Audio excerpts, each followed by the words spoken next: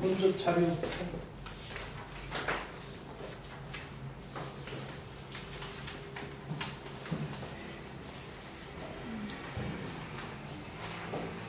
우리 원장님이 엄청나게 도와주셔가지고 제가 올해 유튜버로 데뷔를 했는데 구독자도 별로 없고 학생들이 주로 구독자니까 그냥 기회가 됐는 대로 촬영을 하고 있습니다. 오늘 그 원장님한테 얘기 듣기로는 말씀 듣기로는 고등학교 2학년이 학부모님이 두 분 계시고 또 중학교 이렇게 저학년 이렇게 좀 나눠져서 좀 포인트를 좀 맞추기가 조금 어려운데요. 고등학교 2학년 어머님 혹시 손 들어주실 수 있으세요? 한 분이세요? 고등학교 2학년, 고 1, 2 이렇게 있군요. 1, 2, 3 막 이런 식으로 전체적으로 다 됐네요.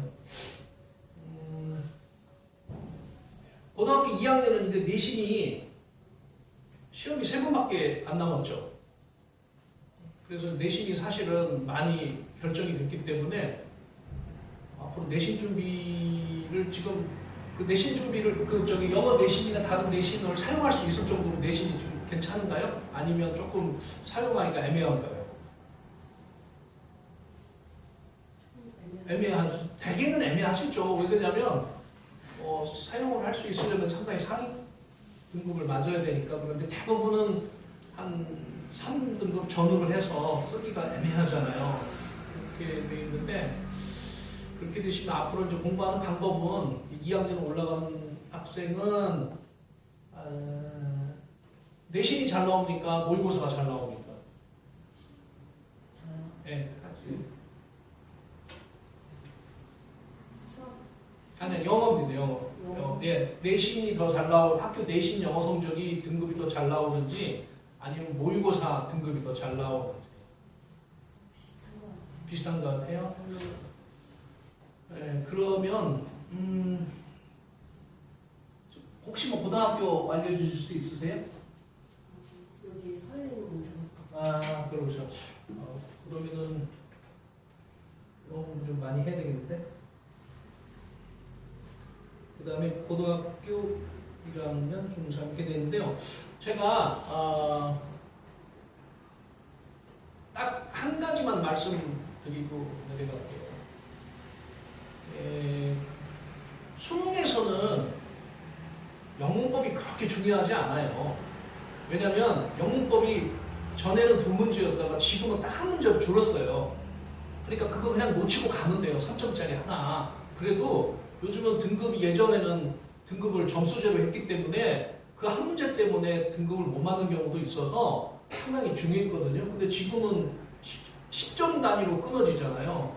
그러니까 그거 하나 버리고 가도 등급에 큰 영향을 안 줄 수도 있어요. 그냥 영어 자체가 한 10문제 정도는 어렵고 나머지는 평이한 실용 영어예요. 그러니까 단어만 알면 그냥 앞뒤로 무슨 뜻이겠거니만 해서 다 그냥 찍어도 다 맞아요. 그러니까 영문법을 그렇게 공부할 필요가 없어요.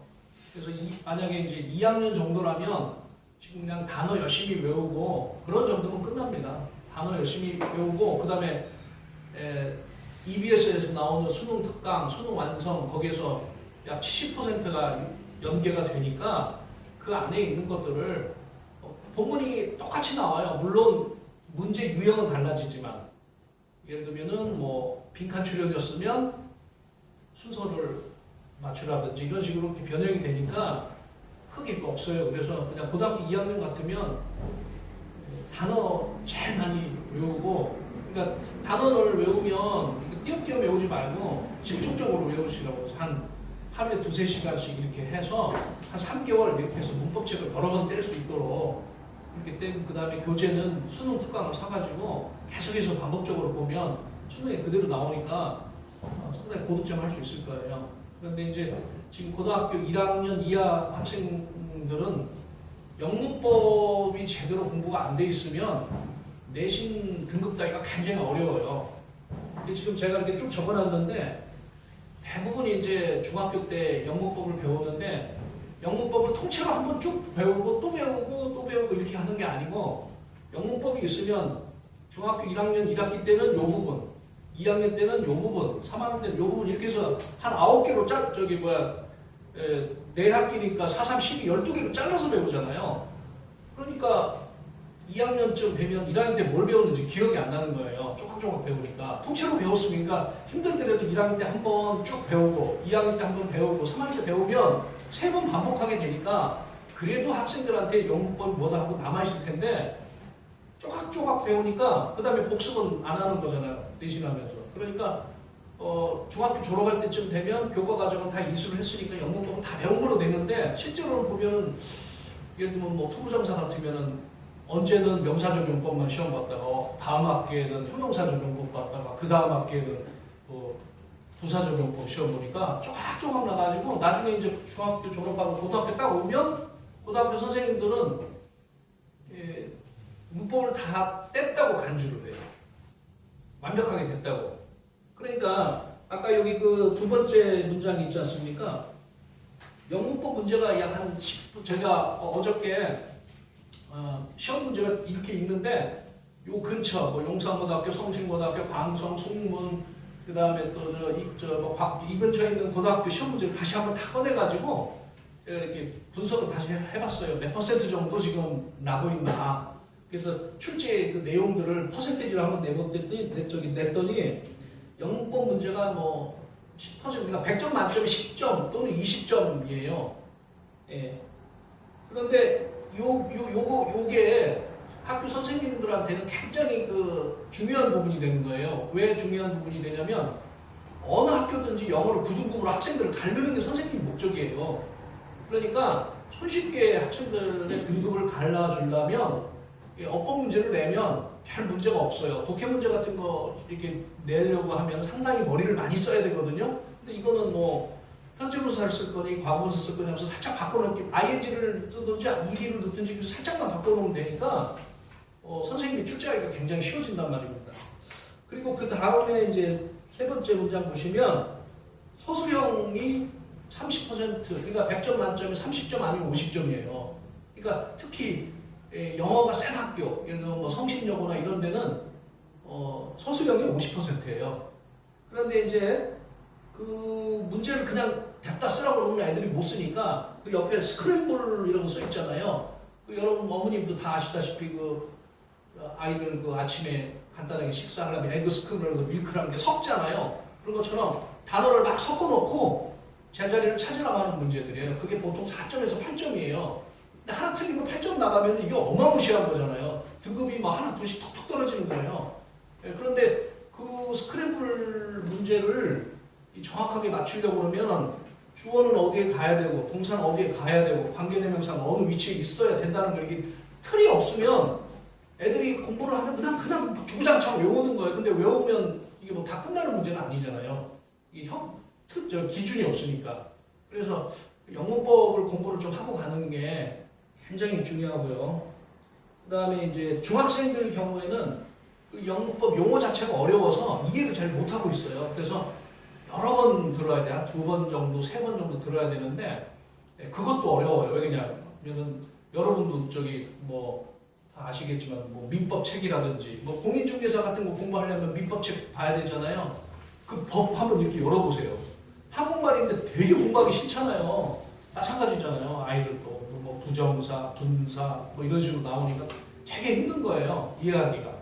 그래서 공부를 집중적으로 하기가 상당히 어려워요. 그래서 짧은 기간 내에 간단한 문법을 빨리 배우고 반복을 여러 번, 그러니까 통째로 배우고 중요한 부분을 간추려서 빨리 배우고 여러 번 반복하는 게 더 중요해요. 길게 끄는 것보다. 그래서 저는 그러니까 8번 정도 한 달에 나오면 8번에서 16번 정도 강의로 영문법 전체를 끝내줘요.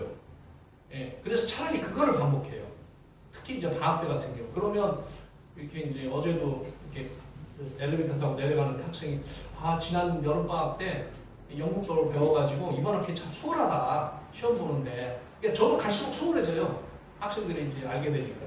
그래서 좀 이렇게 다른 건 몰라도 영문법 교육은 좀 시키셨으면 좋겠다라는 생각이 들고요.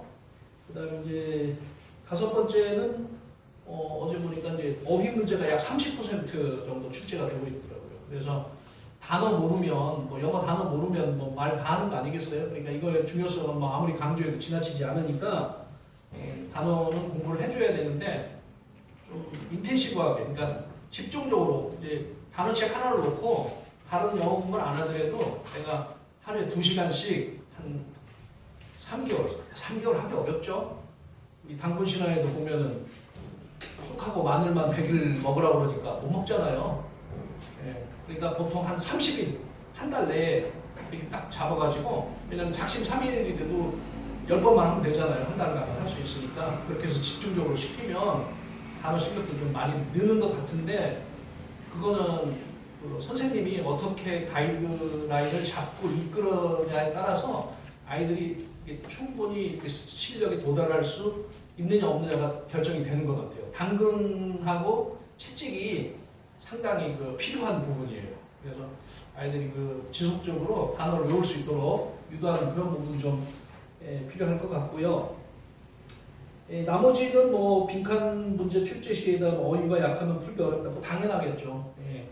그리고 이 영어 자체가 이게 지금 뭐가 하나 잘못돼서 저기 2번 들어갔네요.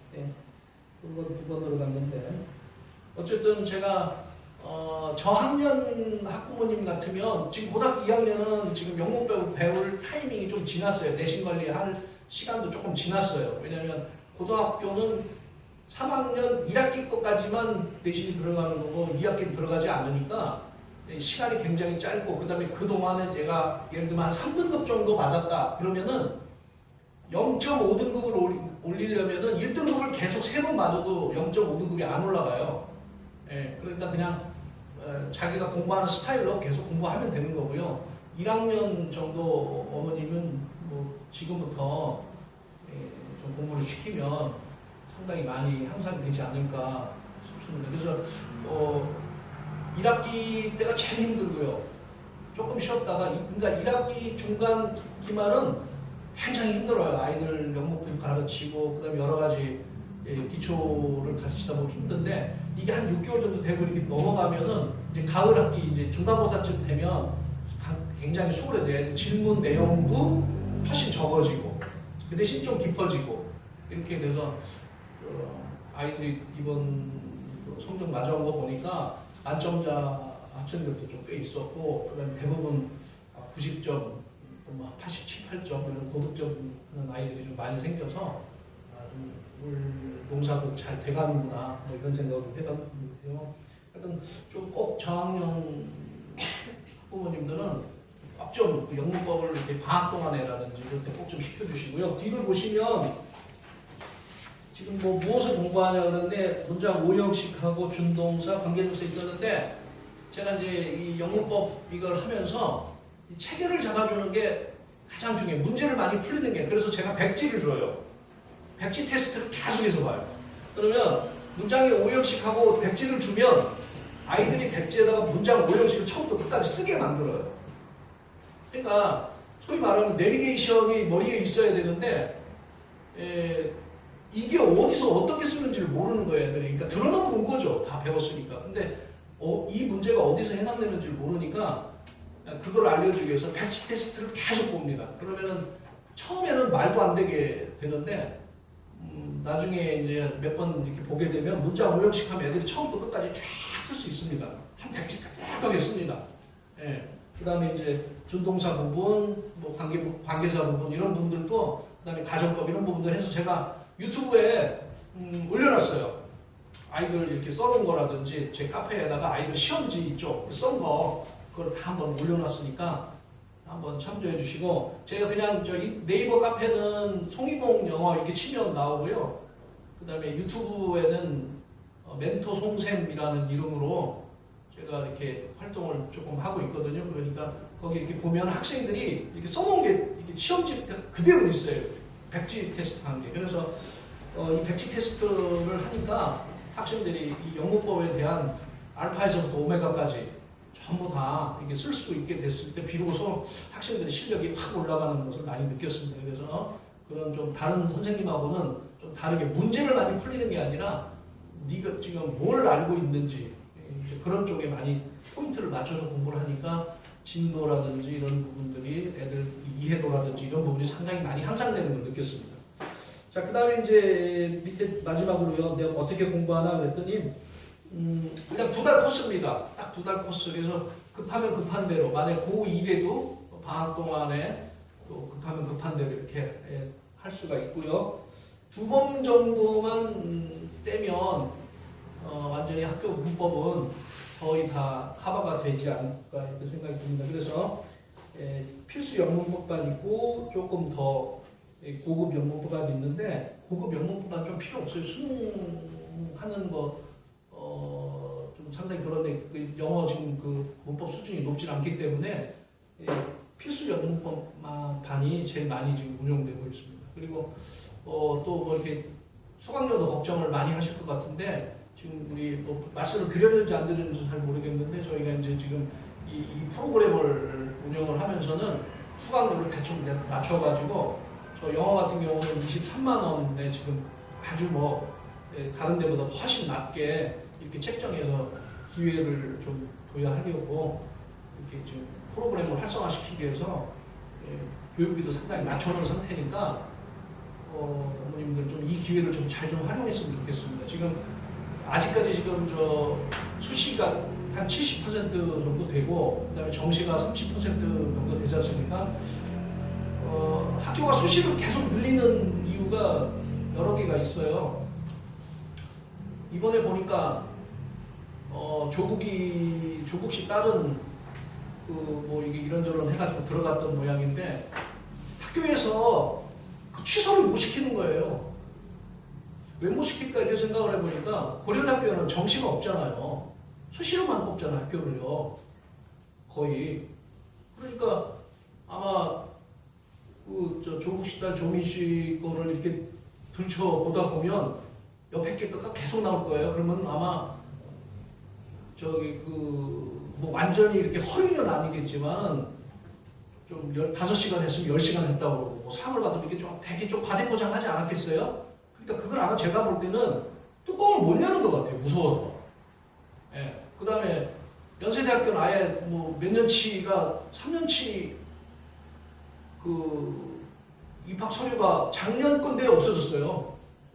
연대도 좀 문제가 있는 것 같고 서울 지금 스카이 캐슬이 아니고 그냥 스카이 부패왕국이 부패대학이 됐어요. 그래서 애들 보고 맨날 저 스카이 가는 방법 하면서 강의를 제가 쭉 했거든요. 그래서 딱 3가지만 얘기하거든요. 근데 애들이 귀를 쫑긋하고 들어요. 그러면 스카이 어떻게 가냐? 그러면 딱 3가지만 얘기하거든요. 아침 6시에 일어나기. 3년 동안만 6시에 일어나.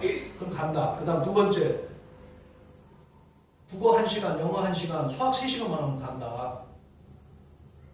그 다음에 3번째.